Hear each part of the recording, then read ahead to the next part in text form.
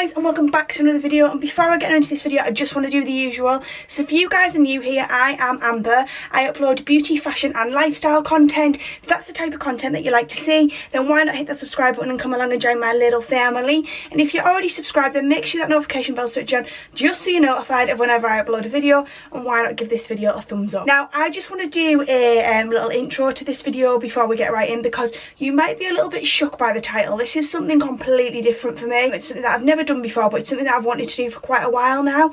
So I am going to be starting a new series on my channel. I'm going to try and upload on a weekly basis on a Tuesday, and it's going to be called True Crime Tuesdays. I have been literally hooked. There is a YouTuber called Bailey Sarian, and she does these amazing makeup murder mystery videos. So basically she does her makeup and she gets ready and she does a like murder mystery story along with it. And there's other YouTubers out there that just do like true crime stories, and I've found them quite interesting for quite a while now, and I've wanted to do it, but I want to do my own like little spin on it, and I want it to be quite unique. I'm in no way copying their content. I'm just inspired by their content. Now obviously, a disclaimer, it is a true crime story, so there is talk of murder. So if you aren't into that sort of thing, then you might want to click off now. Let's get right in. Today's case that we're going to be talking about was a cold case for 26 years. This murder went unsolved for 26 years, and this is the murder of Ed and Minnie Maurin. Ed and Minnie were sort of in their 80s, and it's a really, really sad story. They were murdered around Christmas time. I mean, imagine like just not just one of your family members being murdered, but two, and at Christmas. Like, it's absolutely awful. Basically, they were from a town called Chalice in Washington. I believe that's how you pronounce it. It's spelled Chaelis. Sorry if I'm pronouncing it wrong. Just to give you a little bit of background about the family. Their family owned a Christmas tree farm. So their son was called Dennis Hadler, and he was owner of a company called Dennis Hadler Logging, which is obviously where the Christmas tree farm was. And at that time, he was one of the largest logging companies in the Northwest at that like current time. So obviously he was quite prominent. A lot of people knew about him. He hired a lot of workers and things. So people knew the family and people knew who they were. Like, the town was only small, so word gets around. So everyone, they were in that sort of a town where everyone sort of knows everyone. On December 19th, 1985, the Morins family arrived obviously to go and see their grandparents, parents at their house, and they were missing. They'd vanished, they'd gone. Ed and Minnie had just gone, and obviously it wasn't usual for them. Their car was gone and everything like that. The house was like overturned. It was messy. There was just like banking papers left out all over the place, and the house was obviously clearly had been rifled through. There clearly was foul play. So they were reported missing in 1985. The family had obviously gone over because they had been invited over for a planned Christmas party, and then obviously the family decided to phone the police and report them missing. They were 83 and 81, so like obviously they're elderly. They're not the type of people just to stray, and the state of the house, there was clearly something not right. So the following day, so this was on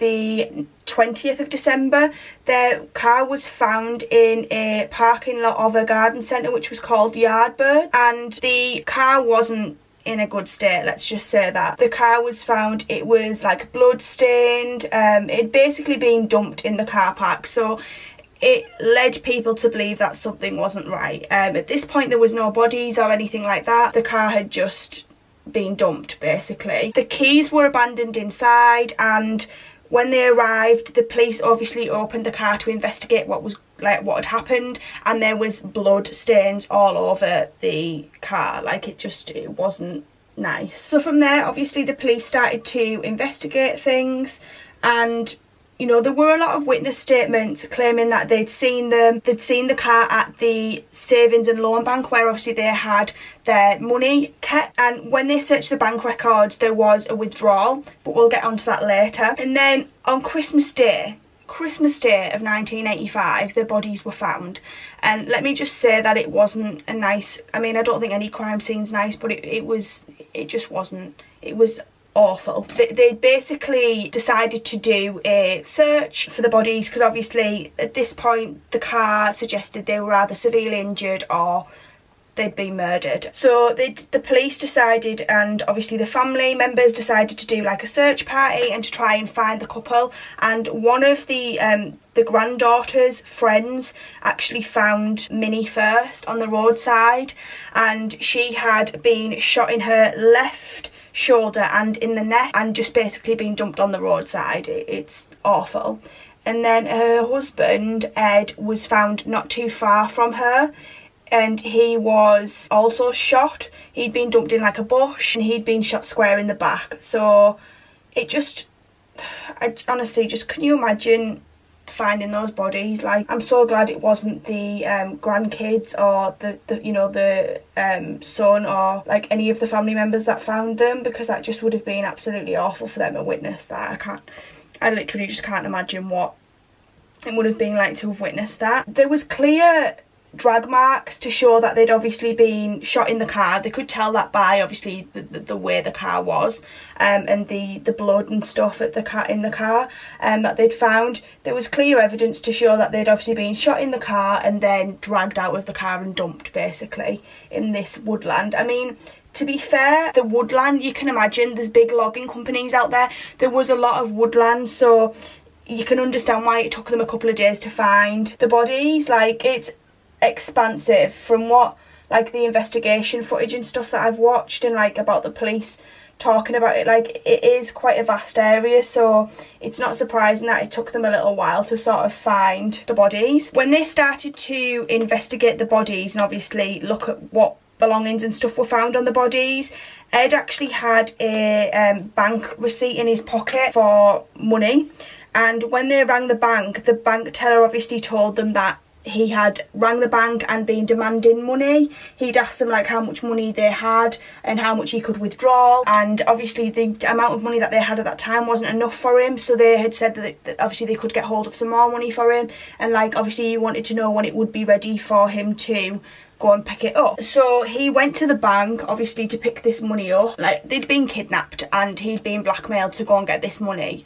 They'd obviously been held at gunpoint. So he went to the bank to pick the money up, and he actually withdrawed £8,500, which, I mean, like, this is going back over 20 odd years ago. Like, that would have been a lot of, like, that's a lot of money to me now, but back in them days that was a lot of money. Like, a lot of money. Basically, he went in the bank to collect the money and the money wasn't ready straight away, so he went back out to the car, but the teller said that he acted a little bit strange. Like, he got out the car and took the money off her when she come out to say it was ready before she had a chance to get too close to the car, almost like obviously he didn't want her to see what was going on in the car. Obviously he didn't want to put his wife's life at risk because she was clearly being held at gunpoint in the car. But she did see a shadow of someone in the car, but she couldn't, there was no description, she couldn't give a description of them, she couldn't get close enough to the car to describe what that person looked like. Then when they started to do more of an investigation of the like car and things, they found like cigarette butts and stuff in the car, and obviously I keep saying obviously, sorry, that's just habit. Morins didn't smoke, but the grandson did. So fingers were pointed at Mike Hadler, who was obviously the grandson of the Morins, because he did smoke. And then on December 31st, two ladies rang the police station to tip off the police to say that they had basically seen someone in the Yardbirds, which was where the car was dumped, their parking lot. They'd seen someone walking across the parking lot. They looked very suspicious. They said that they had like dark features, dark hair, they were wearing like a khaki green coat, and they were just acting overall suspicious. They also were walking into the trees just at the side of the car park, and they definitely looked like they were carrying a gun that was wrapped in like some sort of like a sheet or a bag or something. But like they found it strange that it wasn't in a gun case or anything. Obviously in America it's not strange to see people with weapons because they are legal in a lot of states, so they just found that it was odd that it wasn't in like a gun case or anything like that, so that's why they rang the police to like obviously tell them what they'd witnessed. Then these two ladies actually got a real good look at what the suspect looked like. So the police brought the two ladies in and they did a composite composite, is that how you say it? One of those sketches of like the suspect. Basically anyone that was in the area at the time that could potentially be the murder suspect. They started to gather like all of those photos of people after they'd obviously created the sketch to see if they could find anyone that was responsible for the murder. When this came to light, the grandson looked nothing like the sketch, so then he was sort of wrote off as a suspect because, well, he looked nothing like the sketch. And personally, I don't think they, apart from those cigarette butts, I don't think there was a lot of evidence to prove that it had anything to do with the grandson. Obviously, like in the end it wasn't anything to do with the grandson at all, but like I think it was just they wanted answers. Obviously, like, it's a small town, everyone knows everyone. How do two people get murdered and then no one knows anything about it? Like yeah, it's odd. So they started to like investigate the Christmas tree farm workers and everything like that, and they took all of their photos. Anyone that was in the area, they took photos of them to see if anyone could match the sketch, but none of them were recognised. None of the photos matched up with the sketch basically at this time. Nobody was seen as a suspect. So then fast forward to April in 1990. We've still not got a suspect. We've still not got a murderer. Still trying to figure out what happened to Ed and Minnie, which is really sad. There is a guy who comes forward called Scott Coltner. I believe that's how you pronounce his name. I might have pronounced that wrong. Well, he didn't come forward. His brother rang up and basically said, I need to tip you off. My brother's told me that he murdered the Morins back in 1985 and that he basically took them for all of their money and he was glad that he did it and all this stuff basically. Scott Coltner used to be married to or date the granddaughter of the Morins. He had violence in his history. Like, when they looked into him, he was linked to drug and violence. Like, he had a history of violence. You know, it's the first lead they've had in this case. It's the first suspect they've had. 4 years the case has been open, like the first real suspect, I would say, that they've had. So they obviously wanted to investigate this guy because things look promising. Things look like, you know, he could be the murderer. He had links to the family and there was just a lot of things that pointed that he could be the one that had murdered the Morins, and the family just wanted closure. I mean, wouldn't you just want closure if it was your grandparents or whatever? Do you know what I mean? In the November of 1990, they decided to carry out like a sting operation on Scott. Obviously they knew he was involved in all of this like stuff that he shouldn't be involved in basically, so they knew how to hit him really and how to really get to him. So basically what they decided to do is they organised a sting operation on him and they pretended to be the mob and they were like pretending that they were going to get him to join the mob basically. So they basically were very clever and they organised this sting operation on him and they wanted him to get in the car and they like tried to trick him into confessing to the murder, because obviously he'd already confessed to this murder to his brother. So they said to him, right, in order to be initiated into this mob, what you need to do is you need to tell us like something that you would never tell anyone else, like what's one of the worst, like what is the worst thing you've ever done. And they baited him.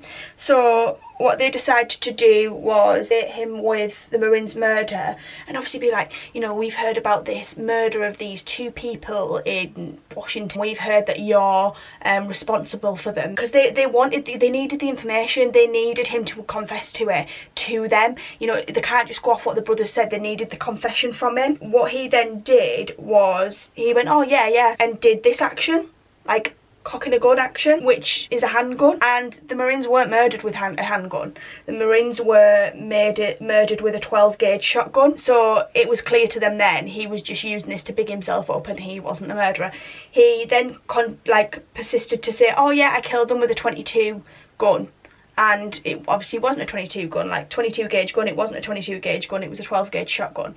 So they then knew he was basically bullshitting them. Why would you lie? Like, what do people get out of stuff like that? I don't know what people get, how people get a kick out of lying about shit like that. It just, it really does baffle me. It blows my mind a little bit. I don't understand what people think, why they think that that's a good idea. But anyway, things were cold for a lot of years and it wasn't until 2005, so you're talking, the murders took place in 85, 20 years after the murder. It wasn't until 20 years after the murder this new officer came into the police force and he was like, I'm going to solve this murder and we really need to figure out who did it, because he'd grew up, I think, in that town and it had sort of tainted the town. Not only had it sort of tainted the town, but like I said previously, it was such a small town. Things like that didn't go unnoticed. Like, everyone knew everyone. How did this, you know, innocent, well-known, like, they were known for being such a nice couple. How did they get murdered? Like, it just didn't make sense. So he thought, right, okay, what I'm going to do is I'm going to go back into all of the previous information we've been given, because obviously there was lots of information. There just wasn't anything of substantial evidence. So he decided to compile all of the evidence, and he basically wanted to solve the case. So he looked at all the overall witness statements, and he started to create this timeline. He like started putting all these witness statements together. There was loads of witness statements. There just wasn't anything that was like substantial, if you know what I mean, on its own. But obviously once you start to put things together. So guys, sorry, I was just completing one eye off camera because I like to talk a lot and then don't get an awful lot done. So I thought I'll just quickly do that one eye off camera and then we're back. So as I was saying, so this cop thinks, do you know what, I'm going to solve this. Bearing in mind, this happened in broad daylight. This happened during the day in a little town. However many people had seen them and no one knew anything. It just didn't, like I say, it just didn't add up. Nothing sort of made sense.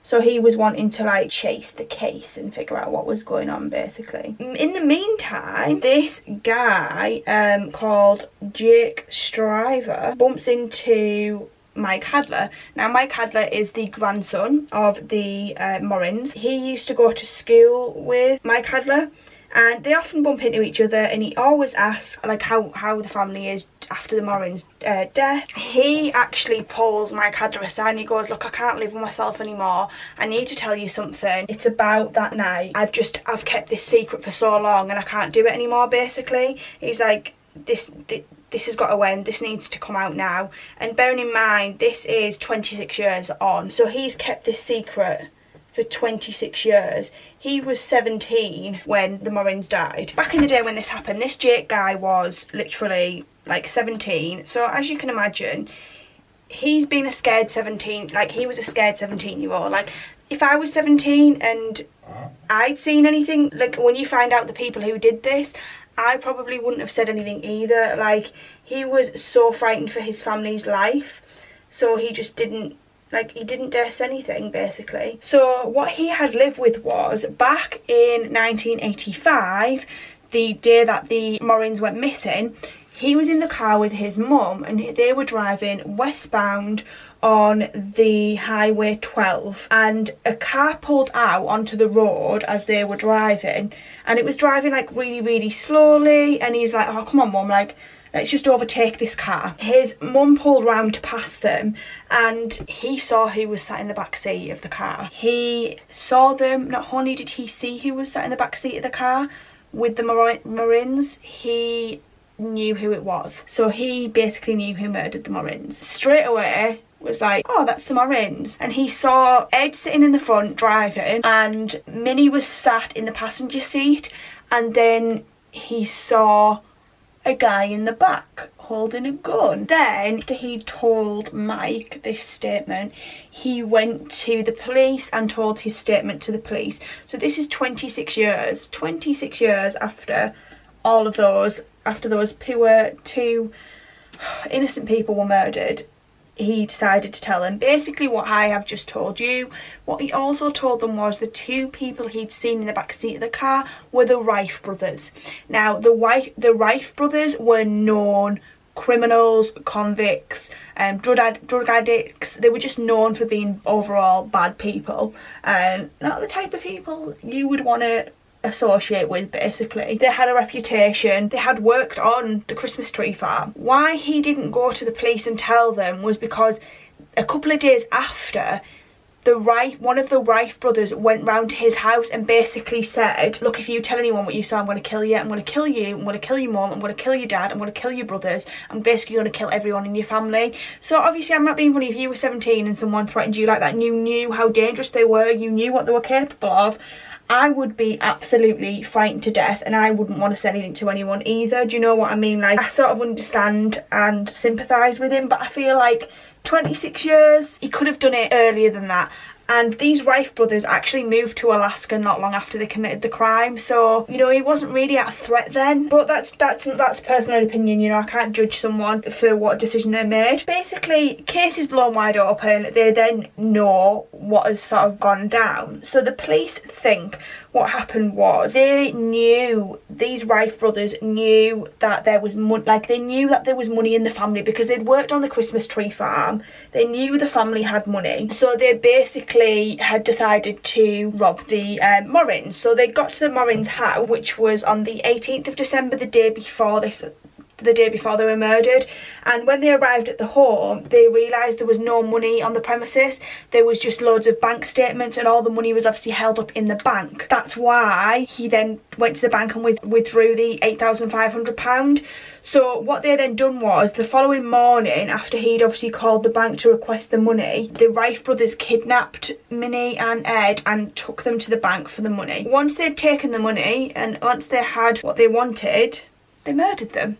They murdered them in cold blood, and they then obviously dumped the bodies. They dumped the car in the Yardbirds parking lot and fled.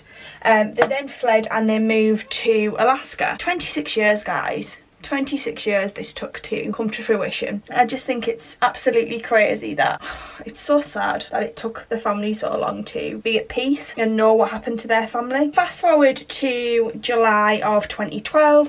Obviously the police are now aware of where they are. The police are aware of the fact that they are living in Alaska. They obviously go to Alaska to convict the brothers. When the police actually got to Alaska to arrest the brothers, they were called Rick and John Reich. They left Washington and moved to Alaska in 1987, so they fled 2 years after they'd murdered the couple. Investigators then went to Alaska and they had an arrest warrant in hand to arrest them. They located Rick Reich, who was 53, but John, the other brother, had literally passed away a week before they got there.